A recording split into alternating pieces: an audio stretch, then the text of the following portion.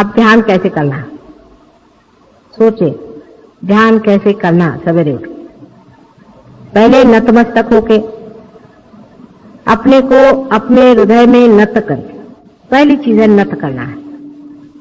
Humble down yourself. किसी ने ये सोच लिया कि मैंने बहुत पा लिया या मैं बहुत कुछ बड़ा भारी संत साधु महात्मा हूं, तो समझ लीजिए वो गया, सहयोग से गया। अत्यंत नम्रता पूर्वक अपने हृदय की ओर ध्यान करके नतमस्तक होके फोटो के सामने दोनों हाथ करके शांति पूर्वक परमिशन लेकर के बैठे। बात बात में क्षमा मांगनी पड़ती है, तो उस वक्त भी क्षमा मांग के कि हमसे अगर कोई गलती हो उसे माफी करके ध्यान में आज हमें उतारिए। इस तरह की प्रार्थना करके जिन्हों से हमने वैर किया है सबको माफ कर देते हैं, और हमने अगर किसी से बैर किया उसके लिए तुम हमें माफ कर दो। अत्यंत पवित्र भावना मन में ला करके और आप ध्यान में जाएं। आंख बंद करके और थोड़ी देर ध्यान करें। आप कितने मिनट करें इससे कोई मतलब नहीं होता, यह सवाल पूछना बहुत गलत बात है। आप 5 मिनट करिए और चाहे 10 मिनट करिए। 5-10 मिनट एकाग्रता से आप ध्यान करें।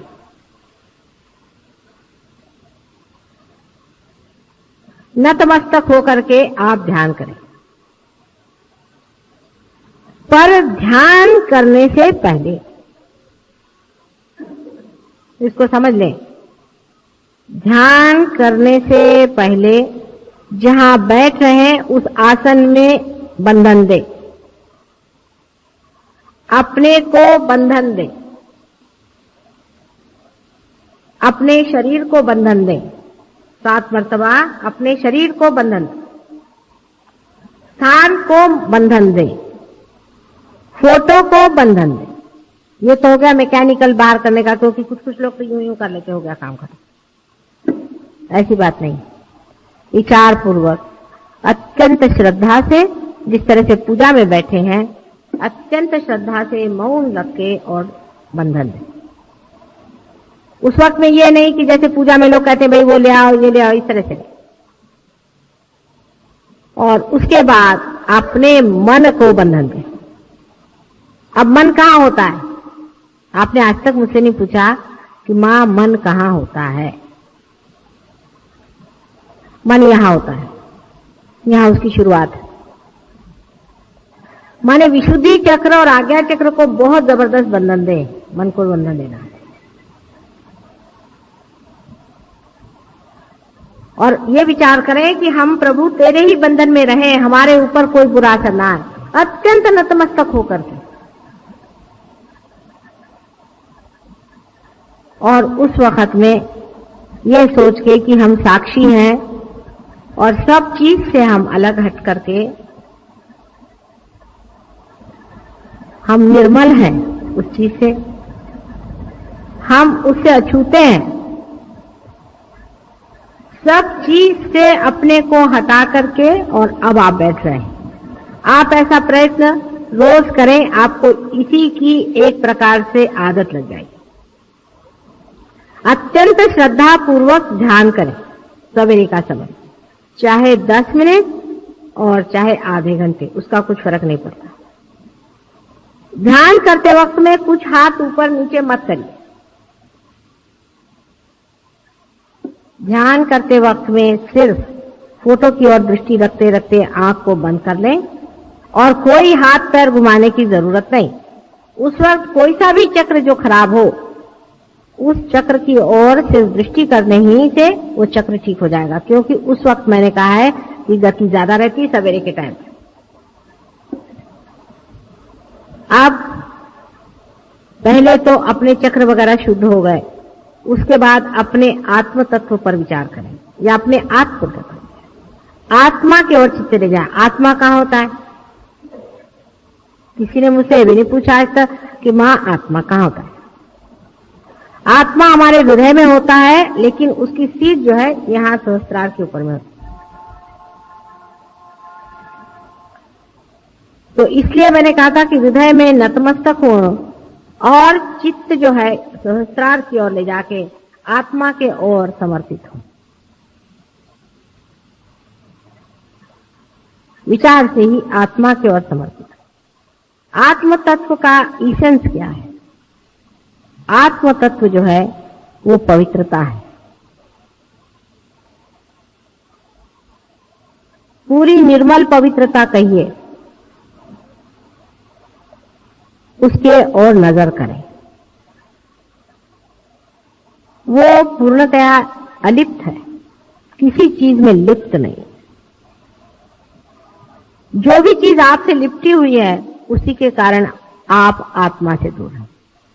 आत्म तत्व का विचार करें, और ये आत्म तत्व प्रेम है। अनेक बार इसका विचार करें, बहुत बड़ा विचार है। आत्म तत्व प्रेम है।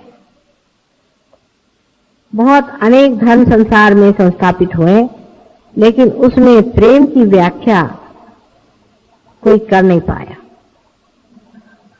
इसके कारण उसके अनेक विपर्यास हो गए। प्रेम की व्याख्या नहीं हो पाती, लेकिन प्रेम वही शक्ति है जो आपके हाथ से बह रही है।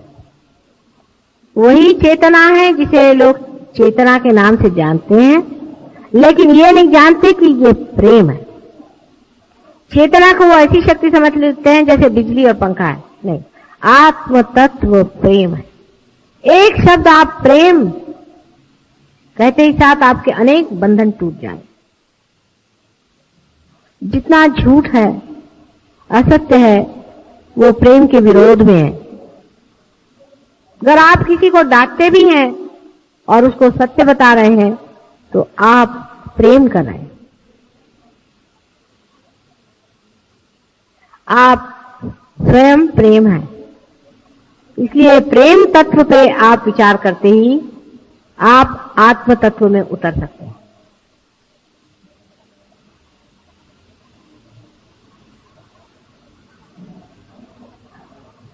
ध्यान में कोई सा भी एक विशेष विचार नहीं लेने का, लेकिन अब आप कह सकते हो हैं कि मैं वही प्रेम तत्व हूं, मैं वही आत्म तत्व हूं, मैं वही प्रभु की शक्ति हूं। आप इसे कह सकते हैं। इस तरह से 2-3 बार कहते ही आप आशीर्वादित होंगे, क्योंकि आप सत्य कह रहे हैं। आपके अंदर से वाइब्रेशन जोर से चलने लगे। अब रोजमर्रा के जीवन में क्या करना चाहिए? रोजमर्रा के जीवन में आपको पता होना चाहिए कि आपके अंदर शक्ति प्रेम तत्व की है। आप जो भी कार्य कर रहे हैं, क्या आप प्रेम में कर रहे हैं या दिखाने के लिए कर रहे हैं कि आप बड़े भारी सहयोगी हैं? हम अगर कभी किसी को कोई बात कहते हैं या डांटते हैं तो हम देखते हैं कि दूसरे दिन वो आकर के सहयोगियों में बैठ करके हमें गालियां देते हैं लोग, और उसके बाद कहते हैं कि हमारे वाइब्रेशंस क्यों चले गए। तो इस तरह की अगर आप मूर्खता करते हो तो बेहतर है कि आप लोग सहयोग में नहीं आए। सहयोग में वही आदमी आ सकता है और चल सकता है जो कुछ लेना चाहता है। उसको देने का कोई भी अधिकार नहीं है, उसको लेना ही है हमसे। वो अगर देना चाहेगा, उसकी वो शक्ति जब हो जाएगी तो बहुत ही बढ़िया चीज हो जाएगी। लेकिन आप तभी दे पाते हैं जब आप ले पाते हैं। इसलिए पहले लेना सीखिए। हमारे अंदर क्या दोष है? रोज के जीवन के इसमें आप देखते चले कि हम क्या चीज दे रहे हैं। हम प्रेम दे रहे हैं। क्या हम स्वयं साक्षात प्रेम में खड़े हैं? हम सबसे लड़ते हैं, सबसे झगड़ा करते हैं, सबको परेशान करते हैं और हम सोचते हैं कि हम सहयोगी हैं। इस तरह की गलतफहमी में नहीं रहना। अपने साथ पूर्णतया दर्पण के रूप से रहना चाहिए। माने अपने को पूरी समय देखते रहिए। समझ लीजिए हमारे माथे में कोई चीज लग गई तो आप बताएंगे माता जी आपके सर में कुछ लगा, इसको पोंछ लीजिए। इसी प्रकार आप अपने को देखते रहें कि देखिए हमारे यहाँ पर ये चीज लग गई है, इसको हम पोंछ लेते हैं। रोजमर्रा के जीवन में आपका जीवन एक उज्जवल होना चाहिए, आपके मुख पे कांति आनी चाहिए, आपके व्यवहार में सुंदरता आनी चाहिए, आप प्रेममय होना चाहिए। छूट के जैसे अगर आप बिल्कुल ही